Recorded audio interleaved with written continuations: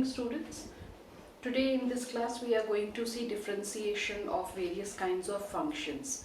So differentiation of any function depends upon basically two things. The first step is to identify the kind of function. Once the function is identified, then we move on to the second step where we find out which is the most suitable method to differentiate such a function. So today's class will be basically about the chain rule.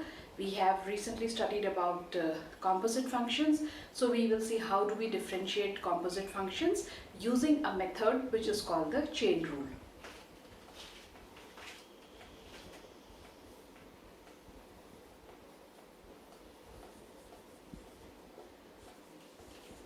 So derivative of composite functions. In one of the previous classes, we have already seen how to identify composite functions. So once we have identified composite function, we use the method called chain rule to differentiate the function. So let us first of all see what exactly is chain rule. So if y is a function of a variable t defined as y is equal to ft and t is a function of x defined as t is equal to gx, then y is a function of x and dy by dx is dy by dt multiplied by dt by dx. So number of things that we have to see. First of all, see this, y is a function of t is a function of x, alright, and we are differentiating y with respect to x, so dy by dx. How do we find out this derivative? First, because y is a function of t, so we are differentiating y with respect to t. T is a function of x, so we are differentiating t with respect to x and multiplying the two derivatives. This is called the chain rule. So in very simple words, what is chain rule? Chain rule is basically product of derivatives. These are the two derivatives evaluated with respect to t and x. Alright, so this is the chain rule. Here we are using an explanation like y is a function of x. Like if you look at this, y is equal to ft, and what is t? T is function of gx, so in place of t we can write down gx. Then this is basically fog x, f of g. Alright, and in one of the previous classes we have seen that f of g is a composite function. So that is how y is a composite function, and we differentiate y with respect to t and x according to this definition. Now to use the chain rule, we should quickly revise here the basic derivative results. Alright, so let's start here with the trigonometric functions. So differentiating sin x with respect to x, we get cos x. These are some standard results which are derived using the first principle of derivatives. Derivative of tan x is sec square x. Derivative of cot x is minus cosec square x. Derivative of sec x is sec x into tan x. Derivative of cosec x is minus cosec x cot x. So you can see here all trigonometric ratios, let's start with C, have got negative derivatives. Okay, 6 standard results. Some more standard results. Derivative of x to the power n can be written as n x to the power n minus 1. The product rule. If we are differentiating, say, two functions u and v which are functions of x with respect to x, then according to the product rule it is u multiplied by derivative of v plus derivative of u multiplied by v. This is the product rule. Likewise, if we are dividing a function u by v and differentiating it, that means we are using the quotient rule here. According to the quotient rule, it is u which is differentiated multiplied by v minus u multiplied by v dash upon v square. Here you always have to see that there is, in the numerator there are two terms, a positive term and a negative term. The positive term is the one where we differentiate the numerator. Alright, this is what we have to remember. So these are some standard results, and you can see that these standard results are written for standard functions. These are not composite functions. So here is the chain rule to differentiate the composite functions. Now we'll take some examples or questions from exercise 5.2 and see that these are composite functions, and then how do we use chain rule to differentiate them.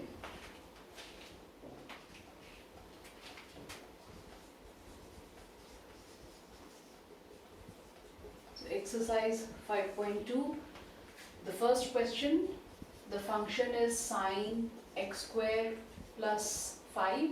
Let's name it y. Alright, you can identify here that the angle of the function is not just x, so this is a composite function. Now in order to use a chain rule, what we are going to do here is, this function y is to be converted into the simplest function. Let us say y is to be converted to z, a single variable. Alright, how is that possible? Let us start here with substituting the angle which is x square plus 5 as u. If we use this substitution, then y becomes equal to sine u. If y is sine u, it is still not equal to z. So that means we'll use another variable v, which is equal to sine u. So you can see here, when we use the first variable here, x square plus 5 is u, the function becomes sine u. The moment we replace sine u by v, in that case, y turns out to be the simplest function, which is v, which I was referring to as z here. So look at this, we have used two substitutions. Now let's move on further. Because u is a function of x, so we can differentiate u with respect to x. We know standard results, derivative of x square is 2x and derivative of constant function is 0. So let's write down here, derivative of some constant is 0. Alright, so du by dx is this. Over here you see v is expressed in terms of u. So that means we can differentiate v with respect to u. Derivative of the sine function from here is the cos function. So this should be equal to cos u. So two substitutions give us two derivatives. Now the product of these two derivatives will give us derivative of y. So according to the chain rule, dy by dx can be written as product of these two. So here we'll write down dv by du multiplied by du by dx. Although these are products, only products of derivatives, you can write them in any order, but we will just ensure that because on the left side we are differentiating by x, so the function which we are differentiating by x should be the last derivative here on the right hand side. And now substituting, dv by du is cos u multiplied by this, which is 2x, and replacing u. U is x square plus 5. So cos x square plus 5 into 2x. Or if you want, we can write down this expression first, 2x into cos x square plus 5. So these are majorly the steps involved here. We use some substitutions to convert the function into a very simple function. Two substitutions means two derivatives, product of two derivatives expressed in that variable which is given in the question. The question has variable x, so the result also has to be in variable x. Okay, this is the chain rule method. Now there is also a shortcut method. If derivative of these questions or functions come in exam, and it will be a 1 mark question, so for 1 mark question we will not be doing these many steps. These many steps we are doing just to understand. Alright, so what is the shorter method? Look into the function again. Sine x square plus 5.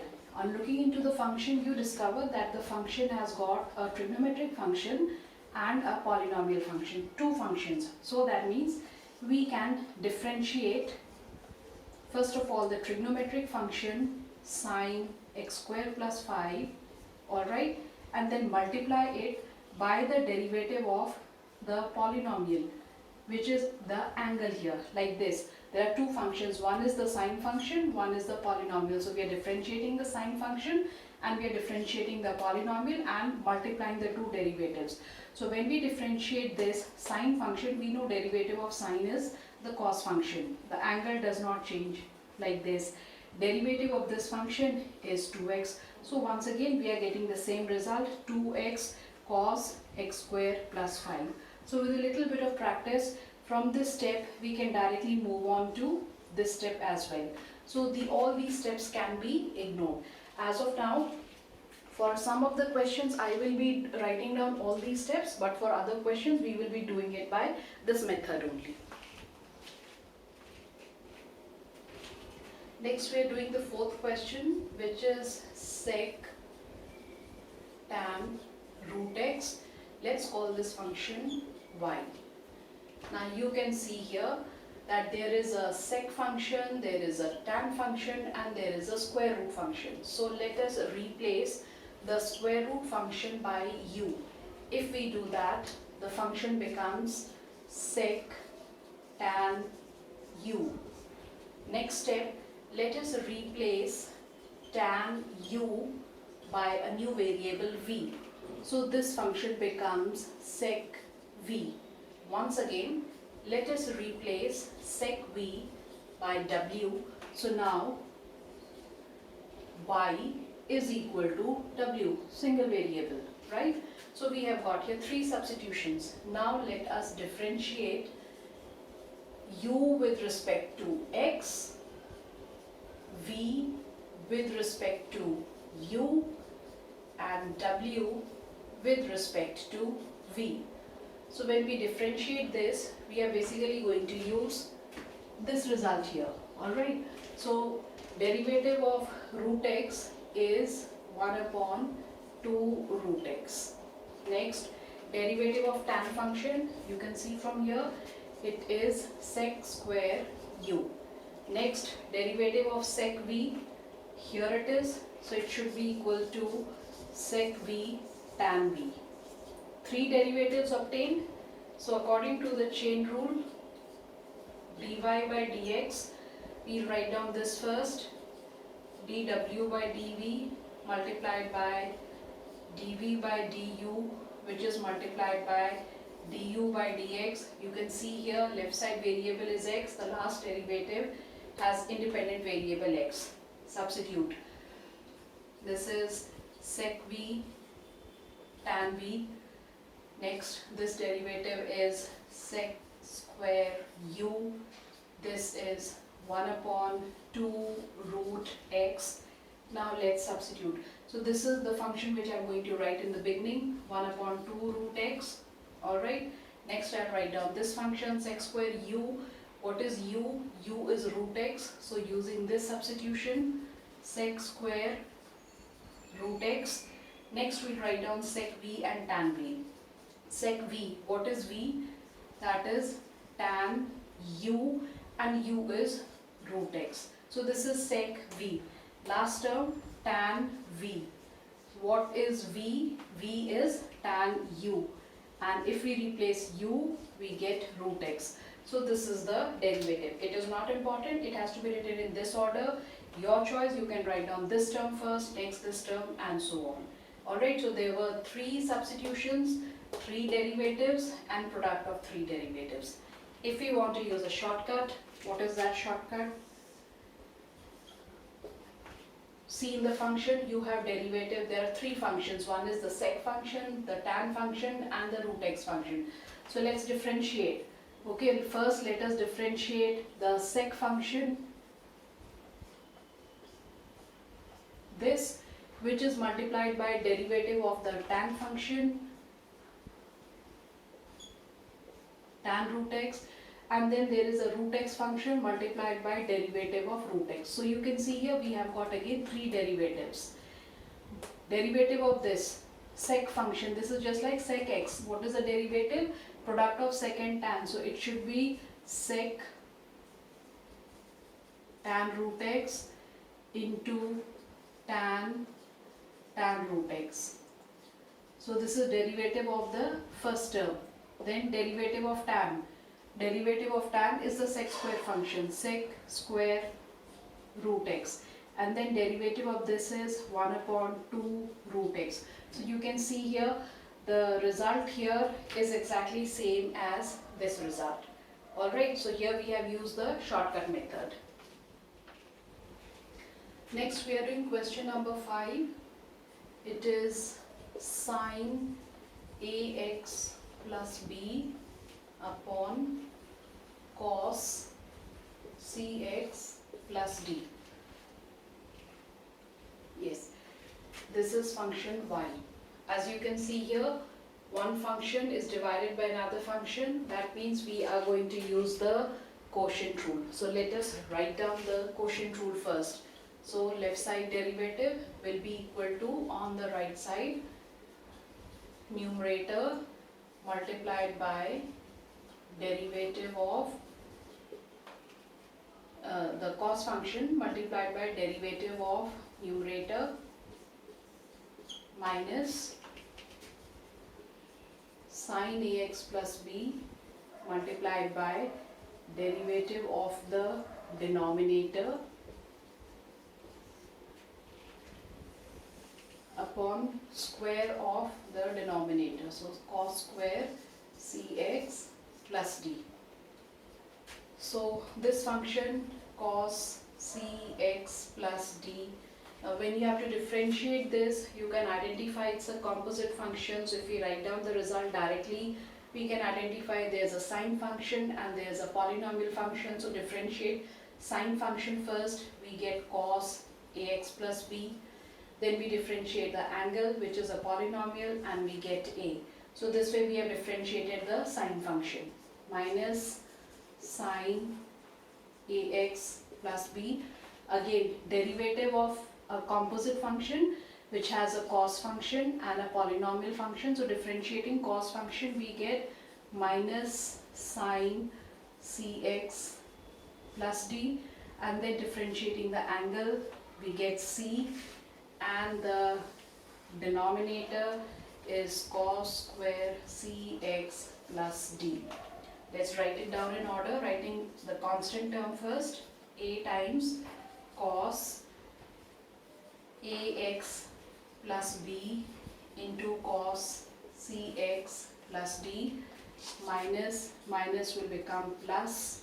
Again, taking the constant term first, into sine ax plus b multiplied by sine cx plus d upon the denominator, which is square of the cos function. So while differentiating this, we have used here the quotient rule first.